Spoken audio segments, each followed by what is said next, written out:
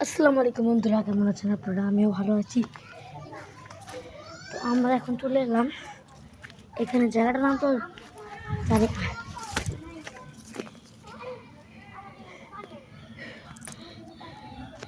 এদিকে আমরা এক জায়গায় ঘুরতে এসেছি। তারপর সেখান থেকে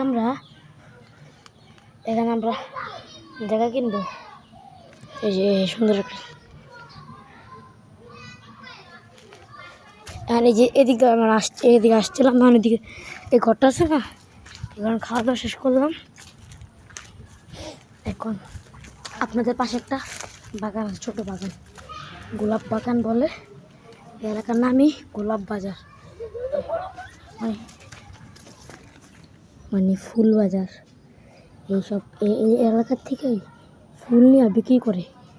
এগুলো গোলাপ, এখানে যে গোলাপগুলো আছে, এই গোলাপগুলো এখান থেকে 9 টাকা করে কিনে, আর আমাদের এখানে শহর অঞ্চলে এগুলো প্রায় 40-50 টাকা করে একটা গোলাপ।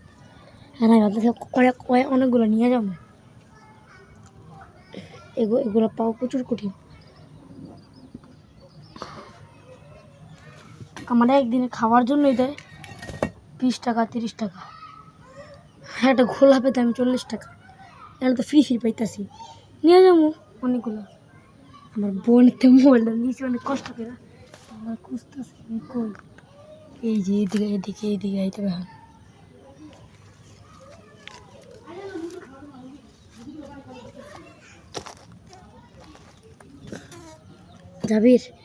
জাবির গেটটা খুল।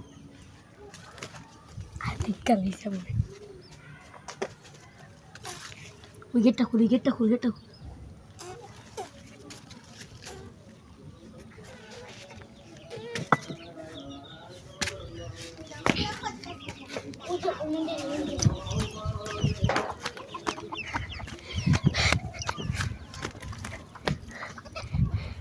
এই দেখেন, ছোট একটা বাগান।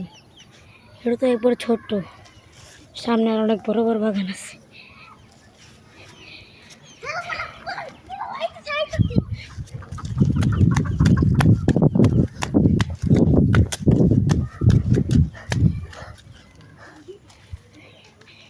এই দেখেন, এই জায়গায় রাস্তা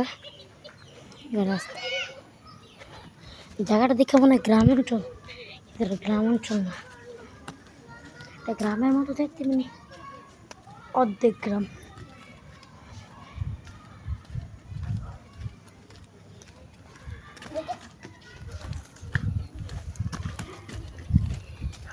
যেদিকে সিধু ব্যবহার হইতেছে বলো।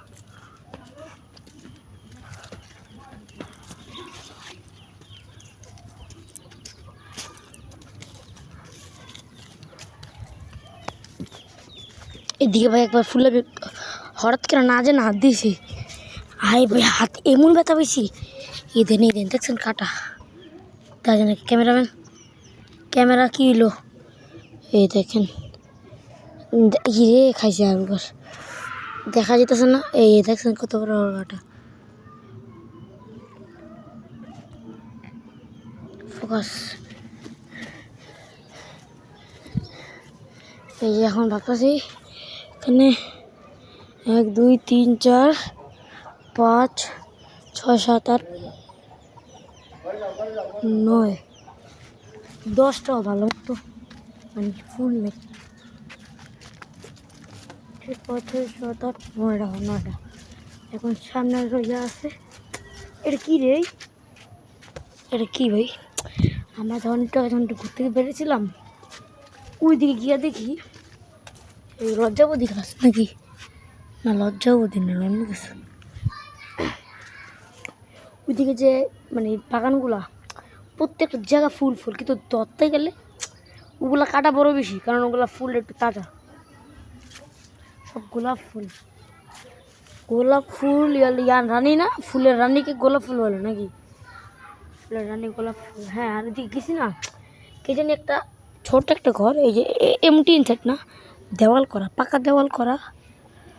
এই টিন সেটের আকারের আর একটু পিছে বড়, দোতলা, মানে উপরে পুরো খালি, মানে যে উপরে যে টিন দেওয়াল না, উপরে দেখা খালি দেওয়াল করা, এমন একটা লোহার গেট, লোহার জানালা।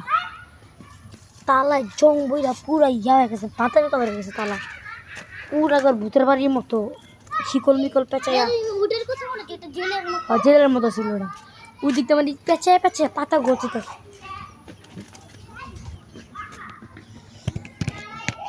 আর এই দেখেন আমি এখন আপনাদের সামনে,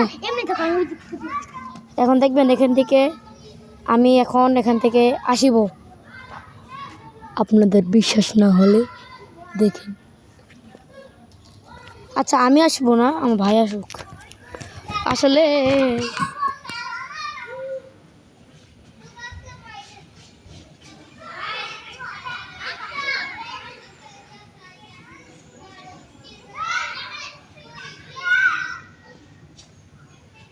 কই হয়ে আসি নাই, না আসলে নাই। এখন দেখবেন আমাকে এখান থেকে আসতে, আমি এখান থেকে যাবো, এখন মোবাইলটা নিব।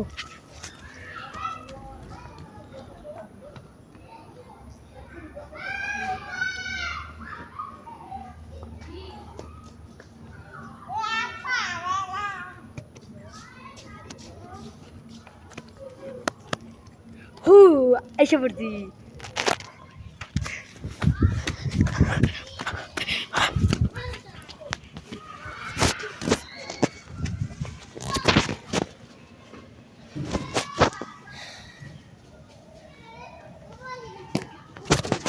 দেখেন তাজা তাজা বালি, তাজা তাজা বালি, এগুলো স্যান্ড।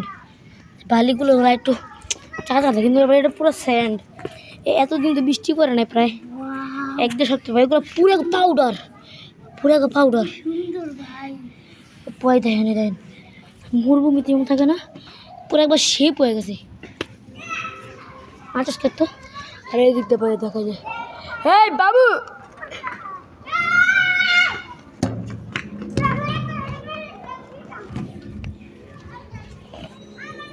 এদিক থেকে বাইরে দেখাও, এদিক থেকে বাইরে দেখাও। এই যে আমরা একটু আগে গাছের নিচে তারা তারা ইয়া করতেছিলাম। তো এখন আমরা একটু করে খাওয়া দাওয়া শেষ, রেস্ট নিয়ে আমরা যাবো ট্রলারে ঘুরতে। ওই যে মহান ব্যক্তি। এখন আমরা এখান থেকে তারপর আমরা ট্রলার যাব, তখন একটা ভিডিও করা হবে, ওটা হবে এই ভাই দেখেন তো সাপের মতো একটা শিকড় দেখছেন, এটা কিন্তু পিঁপড়ার বাসা। ওইটা হবে ভিলেজ ট্যুর পার্ট 2, ঠিক আছে? তো এখন ভিডিওটি এই পর্যন্ত থাকুক, আপনার সাথে দেখা হচ্ছে নতুন একটা ভিডিওতে। বাই।